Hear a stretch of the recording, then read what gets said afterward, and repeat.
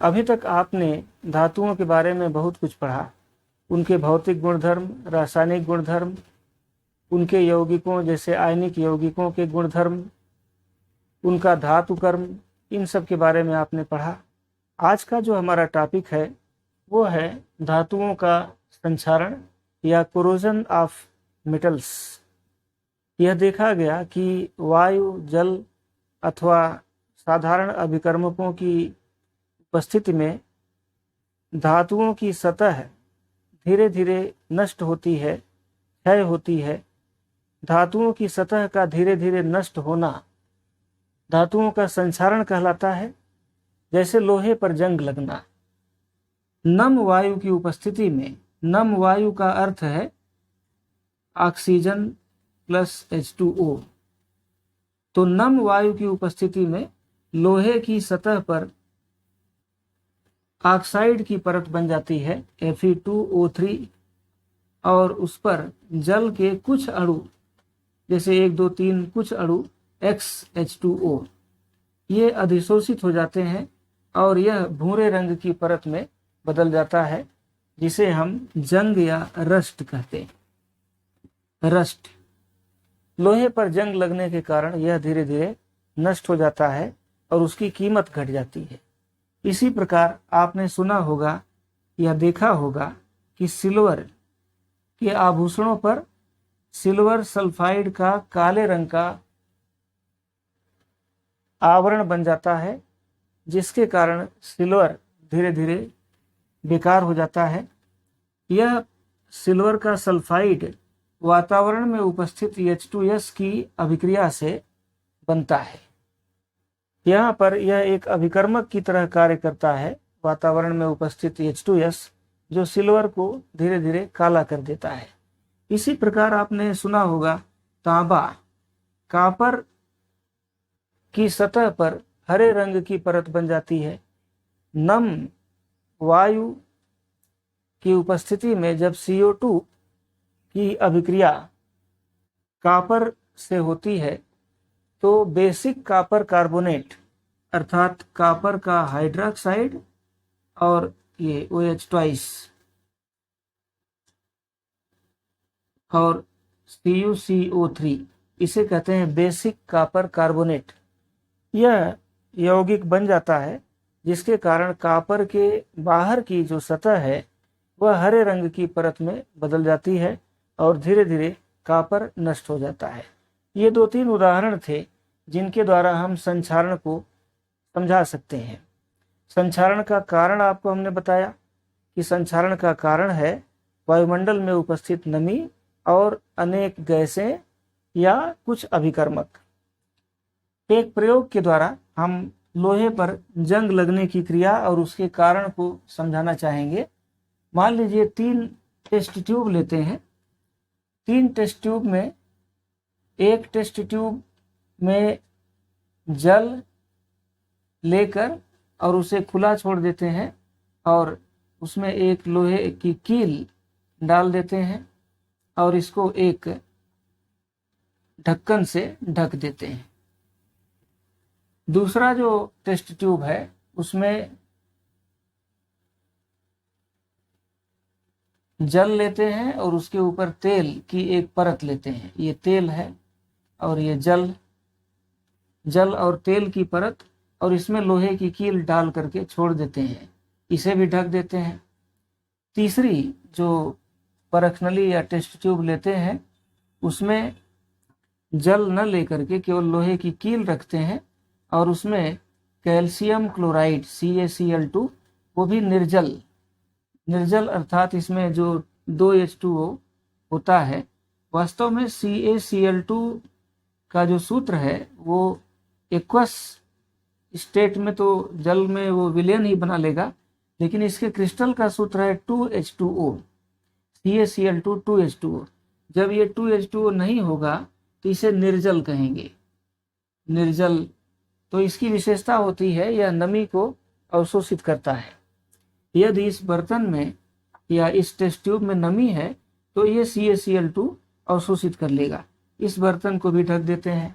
अब हम तीनों को कुछ समय के लिए, कुछ दिन के लिए छोड़ देते हैं तो हम देखते हैं कि जो पहली टेस्ट ट्यूब है इसमें उपस्थित लोहे की कील में जंग लग जाती है, जबकि दूसरी और तीसरी परखनली में इस कील में जंग नहीं लगती। कारण क्या है? कारण यह है कि दूसरी परखनली, ये 1, 2, ये 3, दूसरी परखनली में वायु की अभिक्रिया रोक दी जाती है। यहाँ पर वायु का प्रवेश नहीं हो पाता। वायु की अनुपस्थिति में केवल जल के कारण भी यहाँ पर जंग नहीं बन पाता। इसी प्रकार यहाँ पर दूसरी परखनली में, तीसरी में ये कैल्शियम क्लोराइड की उपस्थिति से नमी नहीं रह पाती, जिससे क्योंकि जंग लगने के लिए नमी की भी आवश्यकता होती है, यहाँ पर नमी ही नहीं है, तो यहाँ पर भी इस परखनली में उपस्थित कील पर जंग नहीं लगती। तो इन तीनों परखनली के प्रयोगों से यह पता चलता है कि लोहे पर जंग लगने के लिए दो चीजें आवश्यक हैं, एक तो वायु जिसमें ऑक्सीजन और दूसरा नमी H2O।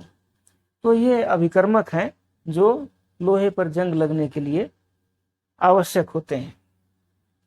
अब हम पढ़ेंगे कि संक्षारण से धातुओं की सुरक्षा कैसे करेंगे। प्रिवेंशन फ्रॉम कोरोजन, संक्षारण से सुरक्षा, संक्षारण से सुरक्षा या प्रिवेंशन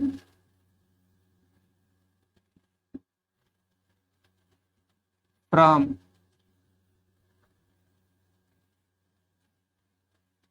कोरोजन।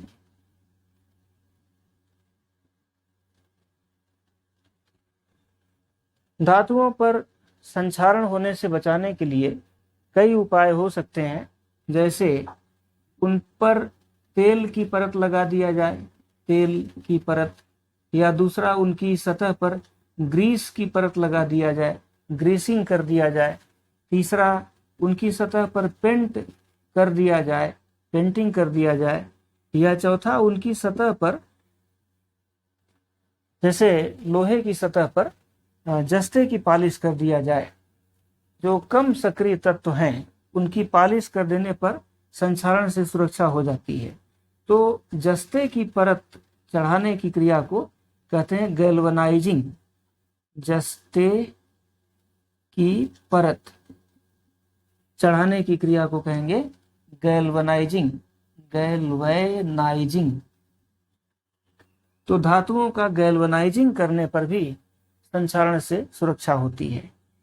पांचवा है टिन की परत चढ़ा दिया जाए, टिनिंग कर दिया जाए। या कभी कभी आपने देखा होगा निकल की पॉलिश कर दी जाती है लोहे पर। जैसे आपने देखा होगा बहुत से उपकरण हैं, साइकिल का हैंडल होता है, उस पर आप देखिए तो चमकदार पॉलिश होती है, निकल की पॉलिश होती है। या कभी कभी क्रोमियम की पॉलिश कर देते हैं, क्रोमियम Cr।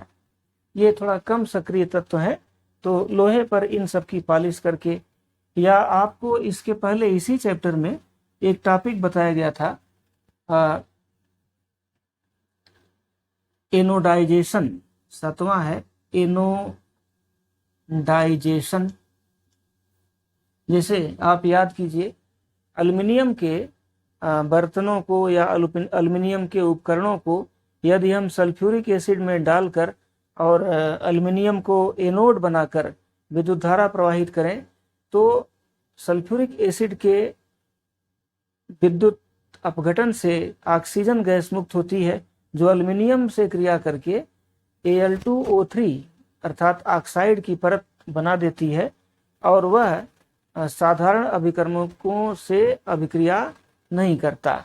इस प्रकार एल्युमिनियम के उपकरणों का एनोडाइजेशन करा के हम उसे निष्क्रिय बना देते हैं। आपको इसी चैप्टर में यह बताया गया है कि नाइट्रिक एसिड रखने के लिए जो केन बनाते हैं वो एल्युमिनियम के बर्तनों का बनाते हैं, क्योंकि एल्युमिनियम के बर्तन का एनोडाइजेशन करा दिया जाता है।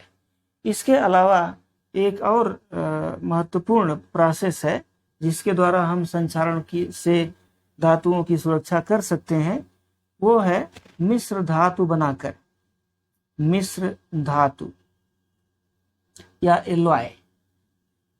एलॉय बना करके भी धातुओं की संक्षारण से सुरक्षा की जा सकती है। जैसे लोहे की विशेषता होती है शुद्ध लोहे की कि वह बहुत ही मृदु होता है, मुलायम होता है, इसका उपयोग नहीं किया जा सकता। जब हम उसमें 0.05% कार्बन मिला देते हैं तो वह लोहा कुछ कठोर हो जाता है, जिसके कारण हम उसका उपयोग कर सकते हैं। इसी प्रकार लोहे में जब हम कार्बन, निकिल, क्रोमियम इत्यादि मिला देते हैं तो स्टेनलेस स्टील प्राप्त हो जाता है। यहाँ पर मैं कुछ एलॉयज का नाम बता रहा हूँ। जैसे पहला बताया स्टेनलेस स्टील। स्टेनलेस स्टील कैसे बनाते हैं? लोहे में, आयरन में निकिल, क्रोमियम और प्लस कार्बन, ये तीनों पदार्थ मिला करके उसे स्टेनलेस स्टील बनाया जाता है। इसकी प्रतिशत मात्रा निश्चित होती है, जिसकी चर्चा आपको अगली कक्षाओं में की जाएगी। दूसरा, आपने जो मिश्र धातु या एलॉय के बारे में सुना होगा, रोल्ड गोल्ड। रोल्ड गोल्ड ये कृत्रिम आभूषण बनाने में, या गरीबों का सोना कहा जाता है इसको, यह बनाने के लिए कॉपर और एल्युमिनियम की मिश्र धातु, लगभग 90% कॉपर और 10% एल्युमिनियम को मिलाकर रोल्ड गोल्ड बनाया जाता है, जिससे कृत्रिम आभूषण बनाए जाते हैं। तीसरा उदाहरण है पीतल या ब्रास। आपने सुना होगा पीतल के बर्तन घरों में पहले ज़्यादा उपयोग किए जाते थे। आजकल तो कांच का या फाइबर के बर्तन या स्टील के बर्तनों का उपयोग किया जा रहा है, क्योंकि इन पदार्थों पर जंग नहीं लगता, सुरक्षित रहता है। पीतल पर क्योंकि परत खराब हो जाती है, पीतल में दो चीज़ें, कॉपर और जस्ता, जेडेन, ये 70% और 30%, इन दोनों को मिला करके पीतल बनाया जाता है। इसी प्रकार जब हम चौथा सोल्डर आपने देखा होगा कि बहुत से इलेक्ट्रिक और इलेक्ट्रॉनिक उपकरणों में बिजली के तारों की सोल्डरिंग करने में धातु का प्रयोग होता है, जो दो धातुओं से, एक तो लेड Pb और दूसरा टिन Sn, इन दोनों धातुओं का एक मिश्रण होता है, और जिसका गलनांक थोड़ा कम होता है, तो इसको पिघला करके और तारों की सोल्डरिंग कर दी जाती है। यह देखा गया कि जब दो या दो से अधिक धातुएं अथवा अधातु परस्पर मिला करके एक समांगी मिश्रण बनाया जाता है, तो ऐसे समांगी मिश्रण को मिश्र धातु या एलॉय कहते हैं। मिश्र धातुओं की जो विशेषता होती है, उसके कंपोनेंट जो मेटल्स हैं उनसे अलग होती है। जैसे रोल्ड गोल्ड तांबा और एल्युमिनियम से मिलकर बनता है। एल्युमिनियम सफ़ेद रंग का होता है, जबकि तांबा लाल रंग की धातु होती है, भूरे रंग की धातु होती है। रोल्ड गोल्ड सोने जैसी चमकने वाली धातु होती है, और उस पर कोई परत भी नहीं बनती, वह जंग से सुरक्षित रहती है, जिसके कारण उसके कृत्रिम आभूषण बनाए जाते हैं। रोल्ड गोल्ड के गुण कॉपर और एल्युमिनियम दोनों से नहीं मिलते। स्टेनलेस स्टील में आयरन होता है, किंतु इस पर जंग नहीं लगता। पीतल में भी इसी प्रकार कॉपर और जिंक दोनों उपस्थित होता है, किंतु कॉपर और जिंक दोनों के गुणों से भिन्न इसका गुण होता है। तो यह देखा गया, जब दो या दो से अधिक धातुओं को परस्पर मिलाते हैं तो जो मिश्र धातु बनती है उसका गलनांक घट जाता है, और उसके गुण अन्य जो धातुओं से मिलाया गया है उन सभी धातुओं से भिन्न होते हैं। इसी प्रकार उनकी थर्मल प्रॉपर्टी या इलेक्ट्रिकल प्रॉपर्टी, इनमें भी परिवर्तन हो जाता है, जैसे विद्युत चालकता भी घट जाती है। तो ये कुछ उदाहरण थे जिनके माध्यम से हम मिश्र धातु या एलॉय बनाकर धातुओं की संक्षारण से सुरक्षा पर वर्णन कर रहे थे। मिश्र धातुओं में एक मिश्र धातु होती है एमलगम। एमलगम ऐसी मिश्र धातु होती है जिसमें किसी धातु के साथ मरकरी या पारा एक घटक होता है।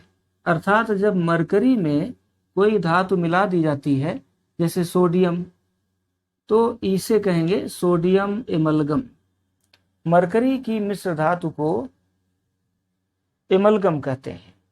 यह पाया गया कि आयरन को छोड़कर अन्य सभी धातुएं, लगभग सभी धातुएं एमलगम बनाती हैं। तो एमलगम भी एक प्रकार की मिश्र धातु है। अब हम सोने के कैरेट पर चर्चा करेंगे। हम जानते हैं कि सोना, 24 कैरेट का सोना जो होता है वह शुद्ध होता है, 100% शुद्ध होता है। 24 कैरेट का सोना शुद्ध सोना होता है, किंतु शुद्ध सोना बहुत ही मुलायम होता है, जिसका आभूषण न तो बनाया जा सकता है और न ही पहना जा सकता है। तो सोने में कुछ पदार्थ मिलाकर, जैसे यह देखा गया कि 22 भाग अगर सोना हो और उसमें लगभग 2 भाग सिल्वर हो, चांदी हो, या कापर हो, तांबा हो, 22 भाग सोने में 2 भाग सिल्वर अथवा कापर मिलाकर सोने के आभूषण बनाए जाते हैं, जिसके कारण वो कुछ कठोर हो जाते हैं। तो ऐसे आभूषण को कहा जाता है कि ये 22 कैरेट का आभूषण है। अर्थात 22 भाग सोना उपस्थित है और 2 भाग, क्योंकि 24 का कैरेट ही कुल होता है, तो 2 भाग सिल्वर या कापर, अर्थात शुद्ध सोने का आभूषण नहीं बनाया जाता। एक और उदाहरण आपकी बुक में दिया गया है, जिसकी चर्चा मैं यहाँ पर करना चाहूंगा। भारत में दिल्ली में मेहरौली नामक एक स्थान है। वहां पर कुतुब मीनार के ठीक बगल में एक लौह स्तंभ है। लौह स्तंभ, यह स्तंभ लगभग 8 मीटर ऊंचा है और 6 टन अर्थात 6000 किलोग्राम उसका द्रव्यमान है, और उसका निर्माण आज से लगभग 1600 वर्ष पूर्व किया गया था, और आज तक उस पर जंग नहीं लगा। ये भारतीय लौह कर्मियों की विशेषता थी, उनकी खोज थी कि उन्होंने इस तरह के लोहे का या मिश्र धातु का आविष्कार किया जिस पर आज तक जंग नहीं लगा। देश विदेश से वैज्ञानिक आते हैं, उसका निरीक्षण करते हैं, उस पर अध्ययन करते हैं, रिसर्च करते हैं, और भारत के लौह कर्मियों को सलाम करते हैं। आज के लिए इतना ही, शेष अगले चैप्टर के लिए अगले वीडियो में।